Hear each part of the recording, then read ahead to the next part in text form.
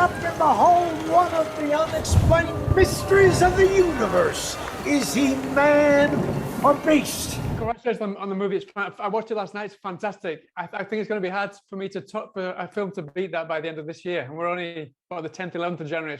Well, blew me away. I mean, I think maybe because I've always been fascinated by mentalism.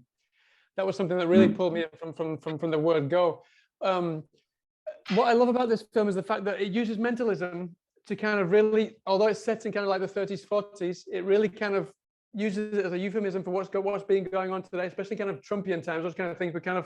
We're being dealt all these kind of fake news and these fake ideas to kind of make us believe that we're something that we're not.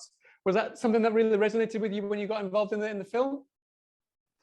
My involvement in the film started when I was probably 18 years old and ran into the original Tyrone Power 1947 black and white version of Nightmare Alley. It far and away became one of my very favorite films I'd ever seen. I didn't quite know why. I was too young to really know why at the time. All I knew was I was drawn into this world that was so incredibly theatrical and also so incredibly cautionary in terms of its similarity to the precepts of real Greek tragedy, where you have somebody who has extraordinary place in the universe and uses it in a way where he goes too far. He mistakes his intellect and his talent and his station for the fact that he can undermine the rules of the road, decency, honesty, etc.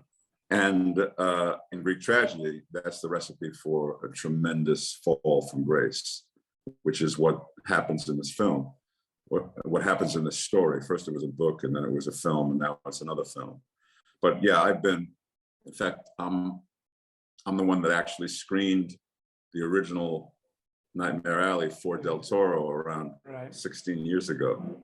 He hadn't seen it. And so I said, I'm not a big fan of remakes, but if there was ever a film that was not made commensurate with the scope of the size of the story, it was this one. And it would be amazing in your hands. And I guess it resonated with him because here we are 15, 16 years later, and he's made it. How soon did he tell you that he was in the process of writing that? Were you one of the first people to find out, or did he surprise you and say, look, we've got this? I mean, you showed me 16 years ago, but this is a film I'm interested in making. I'm interested in getting you involved. It was a surprise. Yeah. You'd written the whole thing. I've had a lot of conversations with Del Toro. We're two guys who absolutely love movies. We're constantly talking about movies and, turning each other on to movies. I'm a huge devotee of the 30s and 40s. He was more of a devotee of a later period starting in like 60s and 70s and going forward. So I was turning him on to things like Gunga Din and the Adventures of Robin Hood and Elmer Gantry. And he was turning me on to Louis Buñuel and things like that. But we've always had this tremendous, lively discussion going about movies. And I can't remember. Oh, but I was not aware, like when we screened Nightmare Alley, I was a much younger man. I was fashioning myself perhaps to play Stan, or at least to be involved in a production of like bringing this film to the light that it kind of deserved, to the level of oxygen that it kind of deserved. We never discussed it after that. I did not know how deeply it had resonated inside of him, and that he was like really, really waiting for the proper time to finally say, this is going to be my next movie, which happened like 15 years hence. Something that I really appreciate, and I think a lot of audience members will appreciate, is the fact that it's Guillermo Del Toro's least fantastic film, but at the same time, it's his most grounded film, and in that sense, I think it really will resonate more so. I mean, all of his fantasy films that he's done before really have resonated and have really felt kind of really authentic people and characters in the films. But this is going to, I think it'll resonate with people more so because the characters are a lot more grounded and a lot more believable this time around. You know, I feel like, yeah, even though on the surface of it, there are no monsters, but in Del Toro's world, the monsters always took precedence in terms of humanity over the humans. They were more endowed with the things that we wish humans had in their everyday lives. He gave those qualities of innocence and naivete and beauty to the outcasts, to the monsters.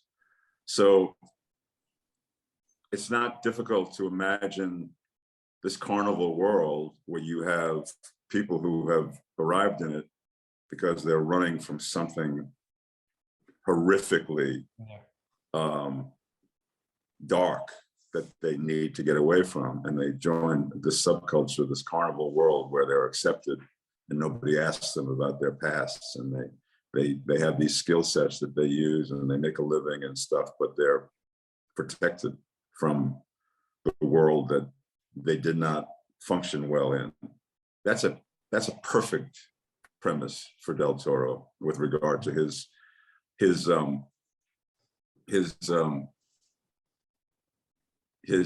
proclivity toward examining what is most monstrous in humankind. Mm-hmm. I think that was perfectly demonstrated with your character as well, Bruno. He comes across as, when you first meet Bradley Cooper's character, you don't trust him from the word go. And I personally felt that it felt almost dumbfounded, and you didn't really know him. And then it kind of, you realize that you are the guy who really kind of the most savvy guy on the planet, basically, because you know exactly, you've been around, and you kind of know what people are like, and you were like the first person that kind of gave these inklings as to where the story was going to go. That was something I really kind of appreciated from your specific character. You know, the interesting thing about all of the characters in the carnival world is that they approach Stan, played by Bradley, with their own set of needs and interests. Xena sees this young, stud, and she's obviously at the point where she could use a young stud. Clem sees this guy as, we can make some money off of you. You have the gift. Bruno has no agenda other than to protect Molly from used car salesmen.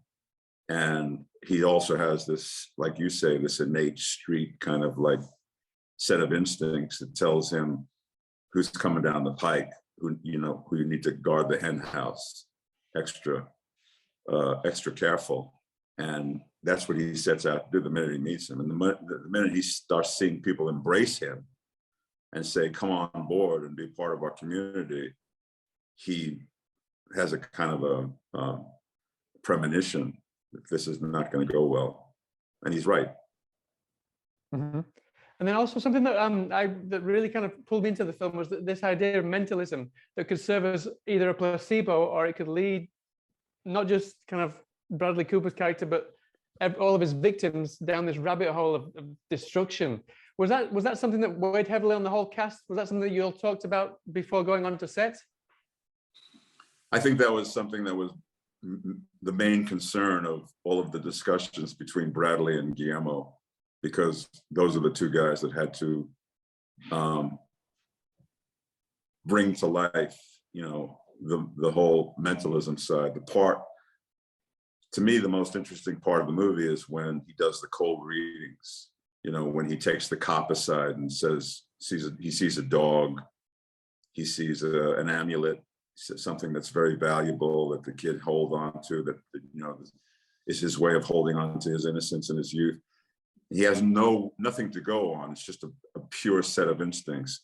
That shows you how incredibly smart and incredibly skilled Stan is. He does the same thing when he meets Lilith, and he realizes that he's being challenged, and he guesses that she's got a pistol in her little handbag, and he's going off script there. That's pure, like, holy shit, where did that come from? Yeah.